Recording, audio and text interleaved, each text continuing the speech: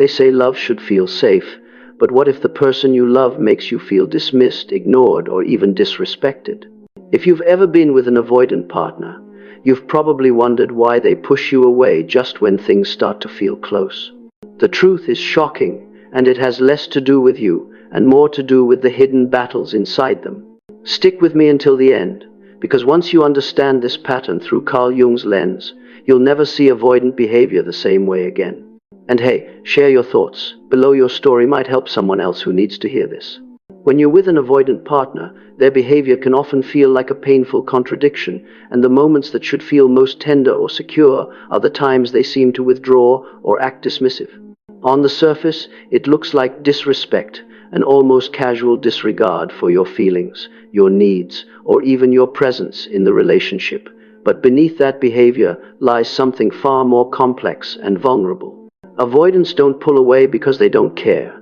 They pull away because caring too much terrifies them. The deeper truth is that their coldness is a defense mechanism against the one thing they fear most: dependency. For many avoidants, intimacy feels dangerous, as if leaning on another person will strip them of control or leave them exposed to inevitable disappointment. So instead of reaching out, they retreat, and instead of showing vulnerability, they put up walls. This is why what you might experience as rejection or disregard is, at its core, a protective reflex, built to shield them from a fear they often can't even name. Carl Jung's idea of the shadow helps us understand this more deeply. The shadow is the part of the self that holds everything we push away or deny, our unspoken fears, longings, and insecurities. For avoidants, their shadow contains a powerful need for closeness, a longing to be cared for and seen, but because that longing feels unbearable or unsafe, it gets hidden behind the mask of indifference. The irony is that the very behavior that comes across as disrespect is actually a sign of their desire for connection. Their pushing away is, paradoxically, proof that the bond matters to them so much that it activates old wounds and buried fears. When an avoidant tests you, withdraws from you, or seems to dismiss your importance, they are not usually trying to hurt you. They are trying to manage the terror of losing you or needing you more than they believe they should. It's a paradox that leaves many partners feeling confused, unwanted, and hurt because love and fear are expressed in the same gestures. To the avoidant, creating distance feels like safety, but to their partner, it feels like rejection, and that gap in perception is where misunderstandings grow. The important thing to recognize is that this is not about a lack of value or worth on your part. It's about the hidden fear that governs their inner world. Respect becomes difficult for them to show consistently because true respect requires vulnerability, openness, and trust, qualities they are still learning to tolerate. Their behavior is not a reflection of your inadequacy, but of their struggle with intimacy. And while this doesn't excuse the pain their defenses can cause, it does reveal the humanity behind their actions. By seeing the fear behind the mask of disrespect, you can begin to understand the avoidant not as someone who doesn't care, but as someone who cares so much that it frightens them into retreat. One of the most confusing parts of being with an avoidant partner is the way they seem to test your love in ways that feel unfair, frustrating, and at times even exhausting. They might withdraw right after a moment of closeness, pick small fights that seem to come out of nowhere, or act indifferent to see how you'll respond. On the surface, it feels like they are pushing you away, but beneath that behavior is an unconscious attempt to measure whether your love is truly safe and steady. Avoidants carry a deep fear of abandonment, often rooted in early experiences where closeness was inconsistent, overwhelming, or painful. And so they develop defenses that help them avoid the risk of needing someone too much. The irony is that the more they care, the more likely they are to pull away, because closeness makes their old fears louder. By testing your love through withdrawal, silence, or emotional distance, they are not simply rejecting you. They are asking a hidden question. Will you still be here if I disappear for a while? Will you still care if I make myself difficult to love? These tests aren't conscious strategies. They are deeply ingrained reflexes that help them feel a sense of control in relationships where they secretly feel vulnerable. Carl Jung's insights into the unconscious help us see that these patterns are not logical choices but shadow behaviors, expressions of hidden fear and longing that come out sideways. For the avoidant, love feels both precious and dangerous, and testing becomes a way to manage the unbearable uncertainty of intimacy.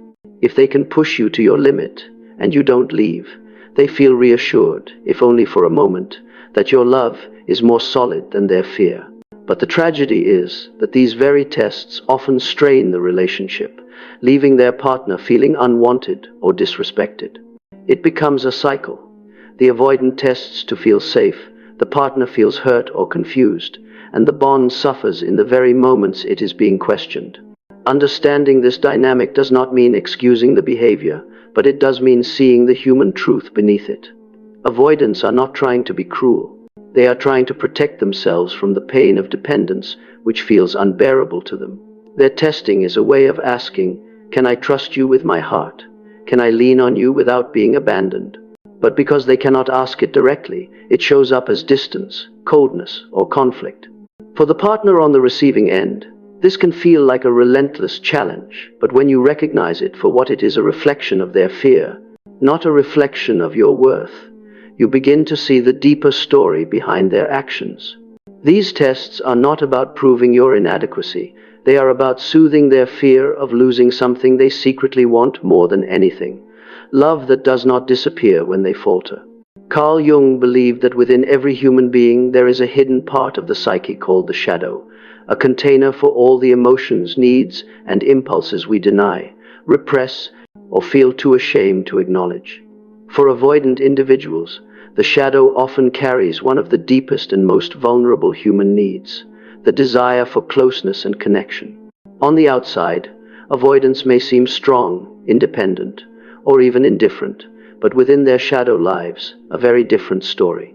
The child who longed to be held without fear of rejection, the partner who craves intimacy but doesn't know how to receive it without panic.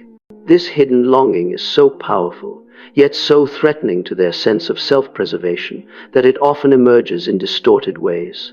What looks like disrespect, coldness, or withdrawal is often the shadow's cry for connection, twisted by fear into behavior that pushes others away. When an avoidant partner acts dismissive, it can feel like a rejection of love, but through Jung's lens, we see that it is actually the denied part of themselves breaking through. Their shadow whispers, I want closeness, but closeness terrifies me. I need love, but needing love feels unsafe. This is why avoidant behavior can feel so paradoxical, because love and fear surface together, hidden behind the mask of distance. Jung often emphasized that until we bring the shadow into the light of awareness, it controls us from the dark, shaping our actions in ways we cannot fully understand. For avoidance, this means their need for intimacy is constantly battling their fear of it, creating patterns that confuse both themselves and their partners. The moment they sense love growing deeper, their shadow stirs, flooding them with anxieties about dependence, vulnerability, or betrayal.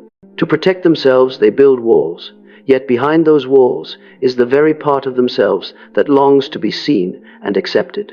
Understanding this doesn't excuse the pain avoidance can cause, but it reveals the deeply human struggle beneath their defenses. They are not rejecting closeness because it means nothing to them. They are rejecting it because it means too much. So much that their unintegrated shadow cannot hold it without fear.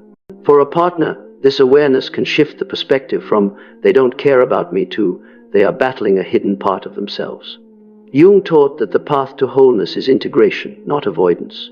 Until avoidants face the parts of themselves they have buried, the tender need for love, the ache for safety, the fear of being seen, they will continue to project their inner conflict outward, often in ways that feel like disrespect. But beneath every test, every withdrawal, every cold silence, the shadow is still there, quietly longing for the connection they cannot yet admit they need.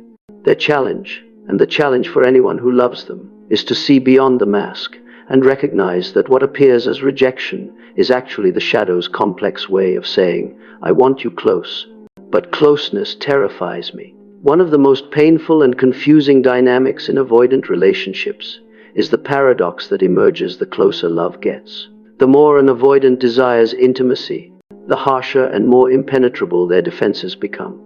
At first glance, this makes little sense if someone truly values connection.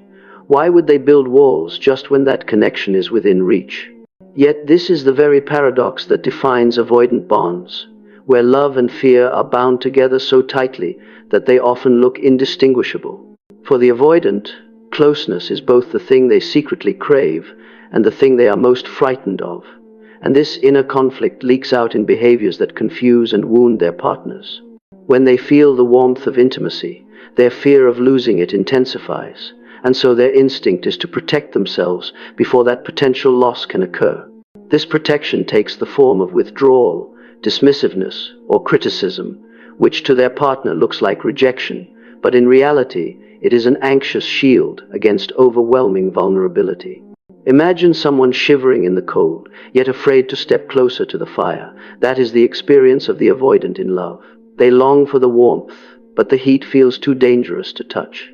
Carl Jung's ideas about the psyche help us understand this paradox more clearly. He suggested that our greatest desires are often shadowed by our deepest fears, and until those fears are acknowledged, they dominate our behavior in unconscious ways. For the avoidant, the desire for connection is shadowed by the terror of dependence, and so what emerges on the outside is not a simple rejection, but a conflicted dance of approach and retreat. This is why partners often feel emotionally whiplashed, pulled close in one moment and pushed away in the next. The paradox is not proof that the avoidant doesn't care. It is proof that they care so deeply that it frightens them into retreat. Unfortunately, this dynamic can cause lasting pain, because partners experience the defensive behavior as lack of love, when in fact it is the very presence of love that has triggered the fear. The cycle is cruel. The more they care, the stronger their defenses, and the stronger their defenses, the more their partner doubts the care behind them. Without awareness, this cycle repeats endlessly, leaving both sides hurt and misunderstood. The avoidant feels safer behind their walls, yet lonelier than ever, while their partner feels shut out and unseen, questioning their own worth. Understanding the paradox allows us to see this not as intentional cruelty, but as a deep inner conflict, love and fear, showing up in the same breath. It does not remove the difficulty of being in such a bond, but it provides clarity. The walls are not a lack of feeling, but an overflow of it. And until the avoidant learns to face the fear beneath their defenses, this paradox will continue to shape their bond's intimacy, drawing them close, fear forcing them away, leaving both partners caught in a cycle where love and distance coexist in painful contradiction. Being in a relationship with an avoidant partner often feels like walking through a maze with shifting walls. You never quite know when they will pull away, when they will test your love, or when their defenses will suddenly rise. In the middle of that uncertainty, it's easy to lose yourself, to start reacting with panic, anger, or desperate attempts to prove your worth. But the truth is that the only way to maintain both the relationship and your own peace of mind is to respect your boundaries while responding with calm consistency. This doesn't mean tolerating hurtful behavior or endlessly proving your love. It means holding on to your center so that their fear does not drag you into the same cycle of chaos. Avoidants often push and test, not to drive you away, but to see if you can remain steady when intimacy activates their fears. If you meet their withdrawal with emotional explosions, it confirms their fear that closeness is unsafe. But when you remain calm, grounded, and clear about your own limits, you reveal their tests for what they truly are: fear in disguise. Calm consistency communicates, I care about you, but I also care about myself. It reassures them that love can survive tension without collapsing, while also protecting you from being consumed by their defenses. Carl Jung spoke about individuation, the process of becoming whole by integrating both light and shadow. And in relationships with avoidance, individuation means refusing to lose yourself while still offering understanding. Instead of chasing them when they pull away, you can stand firm in your truth. You are worthy of respect, you are capable of love, and you will not abandon yourself just to avoid their discomfort. This approach creates a balance between empathy and self-respect, where you can acknowledge their behavior as a reflection of fear rather than a measure of your value. It shifts the dynamic from reactive to conscious, from a tug-of-war of emotions to a steady presence that does not get pulled into extremes. Of course, this is not easy. It requires patience, self-awareness, and sometimes painful honesty about what you will and will not accept in a relationship. But the paradox is that by holding firm to your boundaries, you actually create the safest space possible for intimacy to grow, because true closeness can only exist where both people are free to be themselves without manipulation or fear. Your calm consistency becomes the mirror that allows the avoidant to slowly recognize their own patterns. And while it may not dissolve their defenses overnight, it lays the foundation for a healthy, more conscious bond. In the end, responding without losing yourself is not just about managing the avoidance fear. It is about honoring your own wholeness. Love cannot thrive when one partner disappears into the other's wounds, but it can grow when both stand present, clear, and grounded, even in the face of fear disguised as distance.